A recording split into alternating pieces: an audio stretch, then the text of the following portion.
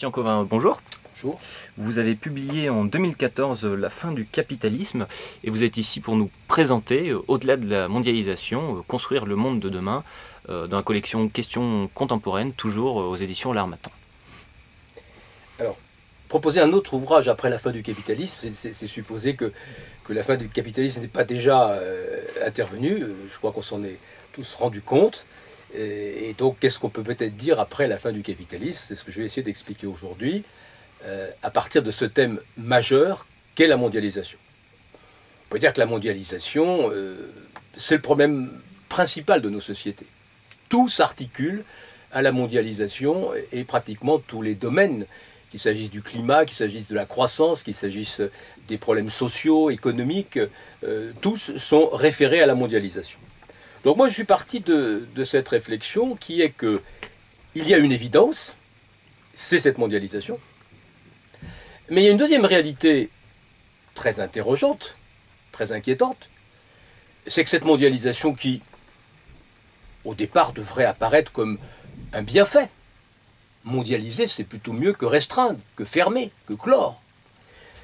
Quelque chose qui devrait être positif, on s'aperçoit qu'en réalité, aujourd'hui, dans les différents pays du monde, et pour des raisons diverses, n'apparaît pas comme un bienfait. Donc pourquoi ce qui devrait être un plus, ce qui devrait être une réussite, aujourd'hui, en fait, est plutôt un problème? C'est ce que j'ai essayé d'explorer, si vous voulez, dans ce livre. Et on verra bien sûr qu'il y a une connexion absolue avec la fin du capitalisme. Je crois qu'on est toujours dans cette problématique-là. Ça va prendre du temps. Et peut-être que justement, cette mondialisation, qui est, comme je vais l'expliquer, la mondialisation du système capitaliste, peut nous conduire à autre chose, si naturellement nous nous mobilisons les uns et les autres, nous, c'est-à-dire les peuples, les populations, des différents pays. Alors, moi je pars d'une idée centrale, à rebours de tout ce qu'on entend, et qu'on entend beaucoup, parce qu'on ne parle que de ça finalement, la mondialisation. C'est qu'il n'y a pas la mondialisation, mais une mondialisation. C'est-à-dire que ce que nous connaissons aujourd'hui, ce n'est pas la mondialisation dans l'absolu, comme naturellement ça nous est proposé, mais une certaine mondialisation, indiscutable, qui est quoi? Qui est la mondialisation d'un système qui s'est développé depuis un peu plus de 2 siècles, qui est justement le système capitaliste, et cette mondialisation, aujourd'hui, prend la forme d'une domination de la planète. D'ailleurs, il est intéressant de voir tout de suite, on le sait bien, que les anglo-saxons ne parlent pas de mondialisation, comme vous le savez, mais de globalisation. Et effectivement, ce qu'on a aujourd'hui, c'est une globalisation financière, rentière, et pas la mondialisation des peuples et des cultures que, naturellement, nous souhaiterions tous. J'y reviendrai à la fin peut-être de mon propos. Ce vers quoi il faudrait aller, c'est peut-être vers, justement, quelque chose comme une mondialité, en quelque sorte. Donc, l'idée centrale, c'est qu'on nous propose la mondialisation comme inexorable, inévitable. Elle nous est présentée de façon naturelle. Ça, je crois que c'est un point clé pour notre compréhension. Cette naturalité supposée du système capitaliste globalisé, dont on ne pourrait pas s'affranchir. Vous connaissez les phrases célèbres de Madame Thatcher, très pertinente, il faut bien le dire, sur ce sujet, son fameux TINA, there is no alternative, c'est comme ça. Circuler, il n'y a rien à voir. Et pire encore, there is no such thing as society. Ça n'existe pas, la société. Ce qui existe, c'est l'économie, c'est l'accumulation, c'est le profit, c'est la rente et c'est le développement. Alors donc là, tout de suite, je crois qu'il faut dire une chose, avant de développer comment ce livre se présente, puisque vous allez voir, il y a 2 grandes parties fortes, c'est partir peut-être dès le début d'un concept majeur, qui au fond irrigue tout le reste. On parle de marché. Et on nous dit qu'il n'y a rien d'autre que le marché. Oui, mais quel marché? Ce qui est très intéressant, c'est qu'on s'aperçoit que ce qui est présenté comme le marché absolu, inévitable, ce n'est pas le marché qu'ont connu les civilisations des siècles précédents, de la Chine ou de l'Orient, dont je me sers dans mon propos. Ce n'est pas le commerce des épices, de la soie, des étoffes qu'on a pu connaître depuis les époques anciennes. On se souvient des récits de Marco Polo au XIIIe, XIVe siècle. C'est-à-dire que les sociétés ont échangé. Donc le marché comme lieu de l'échange, oui, il est là. Et il est là depuis longtemps, et il est au fond nécessaire. On comprend très bien que des sociétés, des cultures aient envie d'échanger avec d'autres qui du café, qui effectivement des étoffes, qui des biens de différentes natures. C'est tout à fait normal. Ce qu'on a présenté, et ce qu'on présente toujours comme le marché, en fait, c'est le marché capitaliste. C'est-à-dire quoi? C'est-à-dire un marché dont la finalité n'est pas l'échange des biens, mais le profit. Le profit qu'il faut générer, qu'il faut développer, qu'il faut accumuler. La crématistique, comme disait Aristote, ou encore la pléonexie, comme on dit aujourd'hui, c'est-à-dire au fond, ce système dont la seule finalité est d'accumuler toujours plus. Il faut toujours plus de profit, toujours plus de rente. Et c'est ça qui est d'ailleurs totalement explosif, parce que c'est un système exponentiel, illimité, et qui est en train d'exploser sur lui-même, d'où mon titre précédent, La fin du capitalisme. Alors, je vais peut-être essayer de développer maintenant les deux parties de cet ouvrage. Donc, deux grandes parties. Une première, tout simplement pour comprendre cette mondialisation et les problèmes qu'elle nous pose, et une deuxième partie pour agir. Parce que si cette mondialisation ne nous convient pas, que pouvons-nous faire? Alors je vais évidemment aller vite sur certains aspects de mon analyse qui sont relativement classiques, sur l'analyse sur la croissance, sur l'État, sur la régulation. Je vais peut-être insister dans la première partie sur deux choses, je crois, très fortes.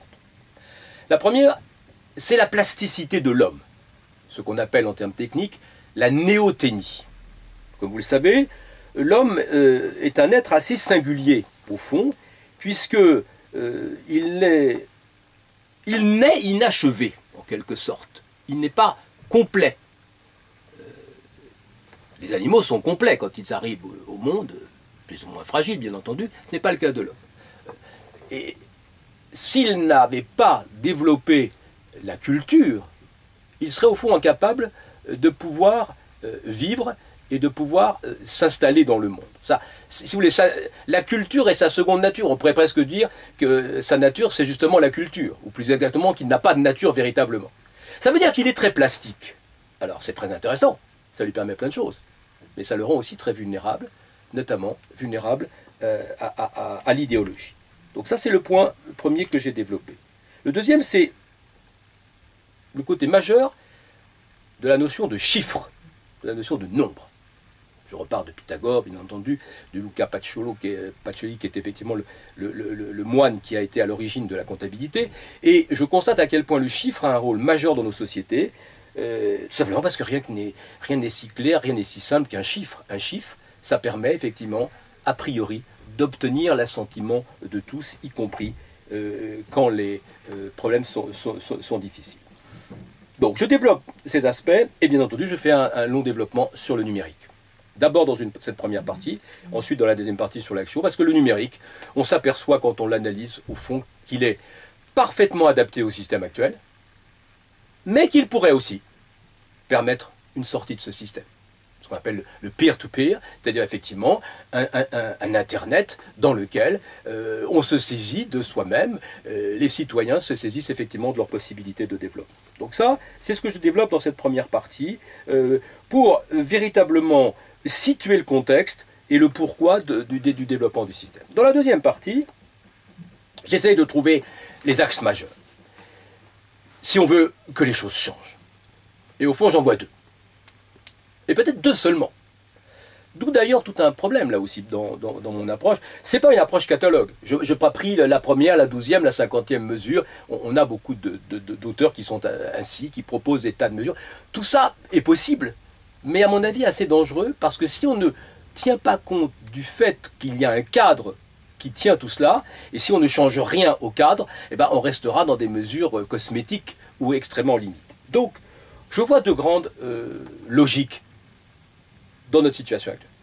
La première, c'est tout simplement de sortir de l'actionnariat financier, c'est-à-dire de ce système dans lequel quelques individus ont la propriété privée des moyens de production, ont la possibilité de considérer les entreprises et les institutions comme les leurs, alors qu'en fait ils ne sont détenteurs que de titres, et donc peuvent enclencher toutes les mesures possibles pour leur accumulation, évidemment au détriment des salariés, au détriment de ceux qui participent véritablement à ça. Je crois que là, il y a quelque chose, il faut le dire clairement, hein, moi je suis professeur de finance, il y a quelque chose de l'ordre d'un hold-up, c'est-à-dire que à l'échelle de l'histoire, quand on regardera ça dans des siècles, on se dira, mais qu'est-ce que c'est que cette société dans laquelle quelques individus se sont octroyés le pouvoir absolu sur l'ensemble de la population et sur l'ensemble des sociétés, au motif qu'ils avaient effectivement acquis les actions de telle ou telle entreprise. Donc ça, je crois que c'est le problème majeur, je le développe, je vois d'ailleurs que beaucoup d'auteurs aujourd'hui, mais de façon timide, commencent à dire « Ah bah oui, il faudrait que les détentions soient plus longues, il faudrait qu'on limite la rémunération des actionnaires, etc. » Oui, tout ça c'est bien gentil, mais si il faut passe par le pouvoir de ceux-là même qu'il faudrait contraindre, on n'arrivera pas à grand-chose. Donc ça c'est le premier point. Le deuxième point majeur, c'est tout simplement de sortir du consumérisme, c'est-à-dire sortir de cette société dans laquelle finalement les individus sont des consommateurs soumis à leurs pulsions, à leurs addictions, soigneusement entretenus par le système, et donc un système dans lequel, au fond, un système dans lequel on nous dit il n'y a qu'un problème, c'est de trouver à acheter ce qui va résoudre les questions que vous vous posez. Si vous avez un problème, c'est pas grave, de toute façon, il y aura toujours quelque chose à acheter pour que ça... C'est ce que dit d'ailleurs un auteur comme Harari dans un ouvrage récent, Sapiens, qui n'est pas du tout inintéressant. Donc là, il faut effectivement sortir de cette logique consumériste, c'est-à-dire sortir d'un système dans lequel l'individu n'est qu'une instance de consommation. Donc, si vous voulez, deux aspects très forts. L'actionnariat, pourquoi? Parce que c'est la condition de l'accumulation d'une rente qui devient explosive et qui devient destructrice pour la planète et pour les humains. Et puis d'autre côté, le travail sur la consommation pour remettre à sa place le citoyen, non pas un consommateur simplement dans son addiction, mais un citoyen sujet et donc maître de son destin. Ça, je crois que c'est le point absolument majeur. Alors, je propose différentes choses dans cette deuxième partie que je ne vais pas développer, bien sûr, ici, je n'ai pas le temps de le faire. Je propose notamment une mesure, je crois, très essentielle, qui est de remettre le citoyen en situation de maîtriser les fonds publics.